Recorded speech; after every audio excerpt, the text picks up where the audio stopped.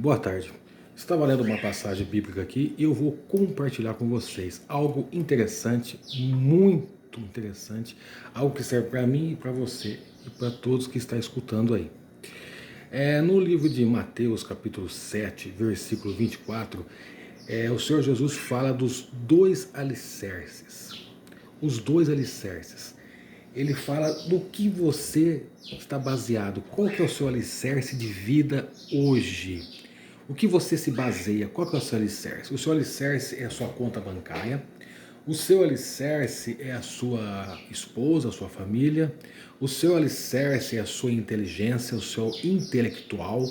Qual que é o seu alicerce na vida espiritual e física? Porque há um mundo espiritual. Há esse mundo físico aqui, mas há um mundo espiritual. E aqui o Senhor Jesus Cristo explica no livro de Mateus, capítulo 7, versículo 24. Ele começa assim: todo aquele, pois, que escuta estas minhas palavras e as pratica, assemelham-se ao homem prudente, que edificou sua casa sobre a rocha. Versículo 25. E desceu a chuva, e correram rios, e assopraram ventos, e combateram aquela casa, e não caiu, porque estava edificada sobre a rocha. Aqui o Senhor Jesus ele deu um exemplo básico, um exemplo de construção civil. Se você construir uma casa bem alicerçada, uma casa forte, bem projetada, vai vir temporais, pode até causar danos nela, mas não vai derrubar esta casa. E aqui ele continua no versículo 26. E aquele que ouve estas minhas palavras e não cumpre, compará-lo-ei ao homem insensato, que edificou a sua casa sobre a areia, e desceu a chuva, e correram rios, e assopraram ventos, e combateram aquela casa, e caiu, e foi grande a sua queda. Então aqui o Senhor Jesus, ele dá um exemplo básico, né, para aquele povo da época, para aquele povo entender o que ele estava falando, mencionando, porque o Senhor estava pregando as boas novas. O povo, né, judeu e toda aquelas nações ao lado ali tinham costumes, né, das leis, né, então muita religião, sabe? Então eles iam, escutavam e praticavam as religiões, só que ficavam só naquilo. Então hoje acontece a mesma coisa. A pessoa vai numa igreja, ela senta, escuta e vai embora e ela não está nem aí. Então a gente não pode ser religioso, mas tem que ser assim espiritual, entender o que a palavra do Senhor fala, que é um exemplo muito básico, né? A construção de uma casa bem construída, vai vir temporal, vai vir chuva, que é normal isso, e uma casa construída na beira da lagoa, em cima de uma areia, que vai vir uma chuva forte e vai derrubar. Só que esse exemplo aqui está dando exemplo falando da sua alma. Você sabe que a sua alma ela tem dois senhores. Todo ser humano, né, que está na Terra vivo hoje, a alma tem dois senhores. Ou a sua alma ela é remida de Jesus Cristo, né, ou a sua alma é do diabo, é do inimigo. Não há outro Senhor. Quando você vier a deixar esse mundo a falecer, para onde a sua alma vai? Quem é o Senhor da sua alma? Aonde a sua casa, a sua alma, a sua casa espiritual, igual o Senhor Jesus está falando aqui, está edificada, está sobre uma rocha forte, que a rocha na Bíblia simboliza Jesus Cristo, a rocha de esquina, a pedra de esquina, ou está a sua casa espiritual está alicerçada no dinheiro, nas fantasias, nas orgias, né? A outros deuses, está alienada à riqueza e outras coisas, idolatria e outras circunstâncias ao mundo. Quando eu falo um mundo, eu falo as circunstâncias que tem ao mundo. Por que acontece? Tem muitas pessoas hoje, como naquela época também, que você fala de Deus, a pessoa escuta tudo, não, sim, amém. Só que a pessoa não acredita, não acredita nas palavras que estão escritas, veja bem, se você quiser entregar a sua alma ao Senhor Jesus Cristo, você tem que crer, ser batizado, né? A velha criatura, deixar a velha criatura, nascer uma nova criatura, crer, ser batizado, aí você será salvo. E praticar o que está escrito nas Escrituras. Como ele diz aqui, ó, todo aquele, pois, que escuta essas minhas palavras e as pratica, assemelha-se ao homem prudente, que edificou a casa sobre a rocha. Se você não crê na palavra que está escrita aqui, você não está alicerçado na rocha. Porque eu vou mencionar um texto aqui. Às vezes as pessoas falam, não, mas eu creio, eu vou na missa, vou no culto evangélico, né? Ah, não, mas às vezes você é um religioso, mas você não está crendo, né? Isaías, o profeta Isaías, né? No versículo, capítulo 53, ele falou assim, versículo 1, entenda o que eu estou falando, por favor, o que a palavra diz. Isaías 53, capítulo 1. Quem deu crédito à nossa pregação e a quem se manifestou o braço do Senhor? Olha só, quem deu crédito à nossa pregação e a quem se manifestou ao braço do Senhor? Desde aquelas épocas antigas, né, as pessoas não davam crédito na pregação dos grandes profetas, depois veio os apóstolos e hoje tem, né, a gente que prega, né, a palavra do Senhor, continuando, né, a pregação ao evangelho, a evangelizar. Evangelizar quer dizer ensinar as boas novas, propagar, né, o evangelho de Cristo, a conduta de Cristo, a palavra de Cristo. Então, quando fala assim, quem deu crédito à nossa pregação, o que quer dizer a palavra crédito? Crédito é uma coisa que você sabe que tem. Por exemplo, você passa um cartão de crédito, vamos dar um exemplo bem fácil. Você passa um cartão de crédito, só que você não tem saldo nele, você passa para pagar daqui 30 dias. Então, você tem um crédito, só que na verdade você não tem o dinheiro. Então, aqui a palavra é a mesma coisa. Quem deu crédito? Quando você lê um versículo bíblico para a pessoa e fala, você creu? Não, eu creio, não, eu sei, já escutei, já falaram isso para mim, eu dou crédito. E a pessoa deu crédito, mas ela não viveu a palavra, ela não está vivendo a palavra, ela não está se alimentando da palavra, ela não está se abastecendo, bebendo a água da fonte. É isso que, então, quem deu crédito à nossa pregação? Então, esse texto aqui, dos dois alicerces, são textos que foram pregados milhões de vezes por bilhões de pessoas no mundo inteiro. Só que é um texto muito profundo, porque a pessoa conhece, sabe, você fala para a pessoa, não, eu creio na Bíblia, creio em Jesus Cristo, vou na missa, vou no culto evangélico, vou não sei aonde. Só que é crédito, não está sendo uma coisa sólida. Então a gente tem que aprender a solidar isso, ser uma coisa sólida, viver a palavra. E quando você começa a viver a palavra, você começa a olhar com olhos espirituais. Não só dar crédito. Por exemplo, esse versículo de Marcos, acho que é 16, e quem crer e for batizado será salvo.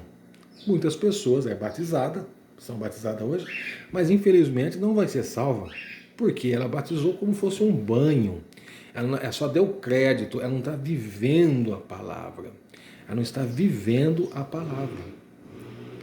É como a árvore. Aqui, se eu for ler aqui Mateus 7, um pouquinho atrás, alguns versículos, 7 e 18, ele fala assim, ó, não pode a árvore boa dar maus frutos, nem a árvore má dar frutos bons. Toda árvore que não dá bom fruto, corta-se e lança-se no fogo.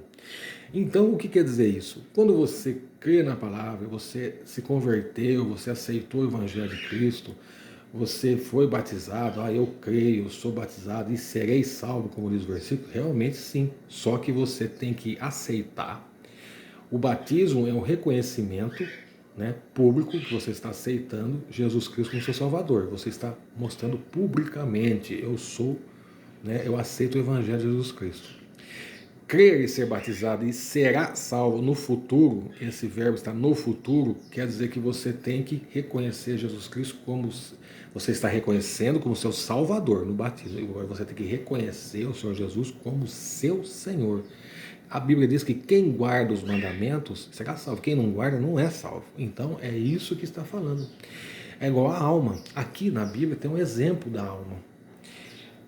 O próprio Evangelho, eles costumavam a ficar perguntando as coisas, né, para Cristo, ficar falando, questionando, mas vou ver se eu acho agora, porque eu acabei de perder, mas eu vou falar de cabeça mesmo. Deixa eu ver aqui. No Evangelho de Lucas, né, chegaram em Jesus e perguntaram, né, quem entraria no reino dos céus, como que seria, né? E Jesus contou a parábola, né? Aqui tem Lucas 12, né? Versículo 13, é a parábola do rico insensato. E depois Jesus conta uma parábola falando de um homem muito rico, um homem que tinha tudo já. Eu vou ler para vocês.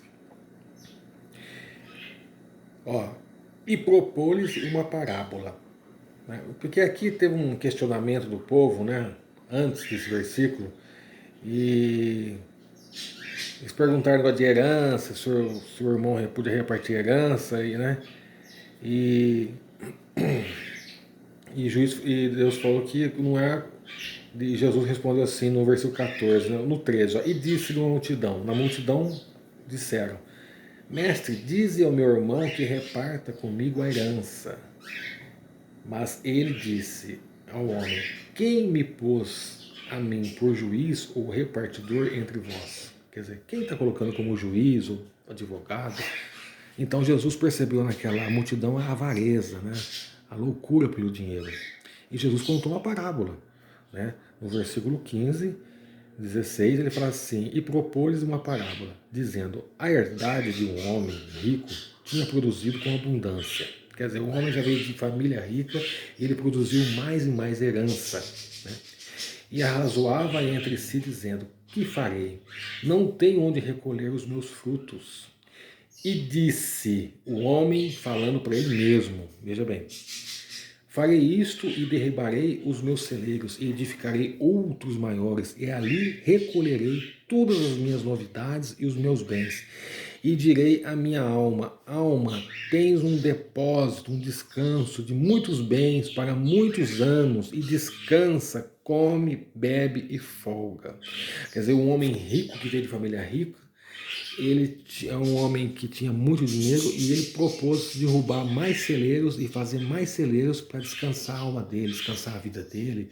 E falou para ele: Nossa, descanse, vamos folgar agora, não preciso fazer mais nada. Eu tenho muitos e muitos celeiros. Porque era um homem que só se preocupava com o dinheiro, né, com os seus terrenos, com os seus celeiros, com suas fazendas. Hoje tem pessoas que só preocupam com o seu carro, só preocupam com o seu dinheiro, não olham o próximo. Pessoas muito avareza que o próprio Deus dela é o dinheiro. A pessoa não precisa de nada, ela tem tudo, compra tudo, ela faz tudo o que quer porque ela tem muito dinheiro. E isso, ter dinheiro é pecado? Não, ter dinheiro é maravilhoso, não é pecado. Mas você não pode deixar o dinheiro tomar conta da sua mente, do seu coração. E Jesus contou essa parábola e Jesus falou, no versículo 20: Mas Deus lhe disse: Louco está. Nesta noite pedirão a tua alma. E o que tens preparado e para quem será? Quer dizer, o que tens preparado para Deus e o que você tem e de quem será sua alma? Aí Jesus completa: assim é aquele que para si ajunta tesouros e não é rico para com Deus. Quer dizer, aqui o Senhor falou: e para quem será a tua alma? Quer dizer, aquela alma não era de Deus. Hoje, louco, hoje pedirão a tua alma. Então, o caminho para com o Senhor, ele é estreito. O caminho é estreito, né? Só que ele é glorioso no futuro. Então a gente tem que tomar muito cuidado com os caminhos que a gente está caminhando, com o que você está alicerçado, aonde você está alicerçado, qual que é a sua rocha. A sua rocha tem que ser na palavra de Deus. O grande mandamento diz assim: amai a Deus sobre todas as coisas e as demais coisas serão acrescentadas. Você primeiro tem que, antes de tudo, amar o Senhor, confiar no Senhor, e as demais coisas serão acrescentadas. Se Deus permitir você ficar milionário, amém. Se não, amém também. Porque você tem uma alma, e essa alma só tem dois senhores. Esse homem aqui que o Senhor deu exemplo, a alma dele se perdeu.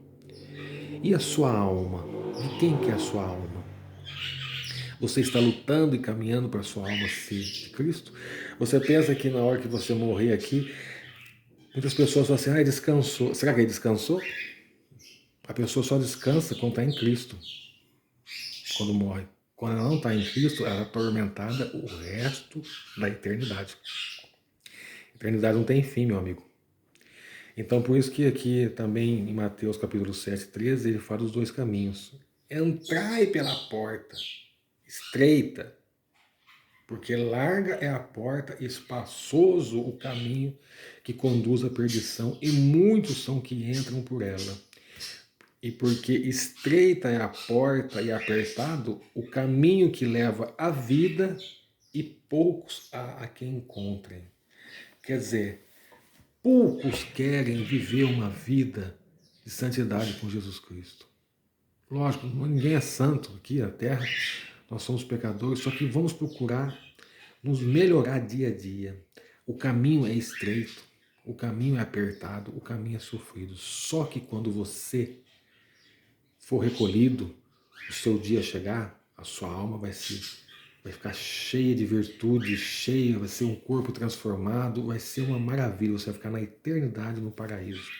E se você se perder? Quem vai vir buscar a sua alma? Então é melhor a gente andar pelo caminho estreito, às vezes tropeça, volta um pouquinho para trás, se arrepende, ora, chora, olha para frente, mas vai para frente, vai pelo caminho estreito, porque o caminho largo e espaçoso, que é gostoso, é do inimigo. O inimigo vem trabalhando nisso dia a dia para ganhar a alma. Há um mundo espiritual que a gente não enxerga, porque Deus não permite, só que é um mundo espiritual, né, que o Senhor ele não permite a gente enxergar, mas há uma briga espiritual pela tua alma. A tua alma não tem preço. A tua alma não tem preço. Qual o preço da tua alma? Qual o valor da tua alma? Ela não tem preço. Porque ela foi comprada e lavada a sangue remido. O sacrifício de Cristo na cruz foi para dar oportunidade para aqueles que querem seguir a Ele, que querem morar nos novos céus, a nova terra. Foi esse sacrifício a sangue, então não tem preço.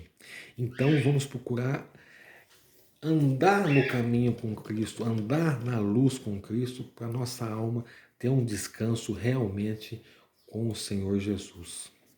Então a gente tem que prestar atenção, porque os dias são difíceis, estamos vivendo épocas difíceis, difíceis em todos os sentidos, porque estamos caminhando para os ciclos se fechar, os finais dos tempos. Né? A Bíblia está quase toda se cumpriu. Falta muito pouco. Então o Senhor ele quer a tua alma para Ele, porque Ele é o seu Criador. Né? Deus é o nosso Criador.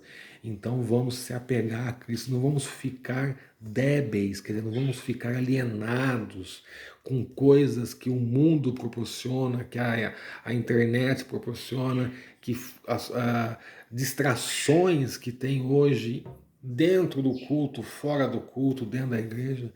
Distrações em todo lugar.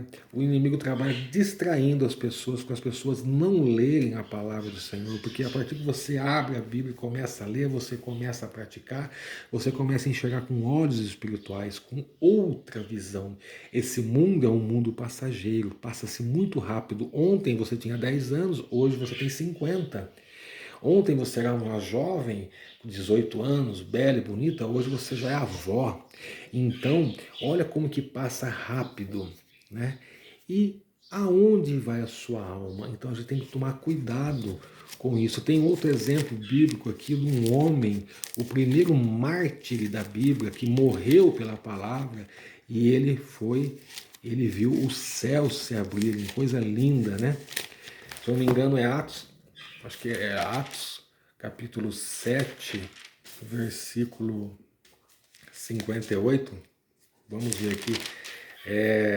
Estevão, né?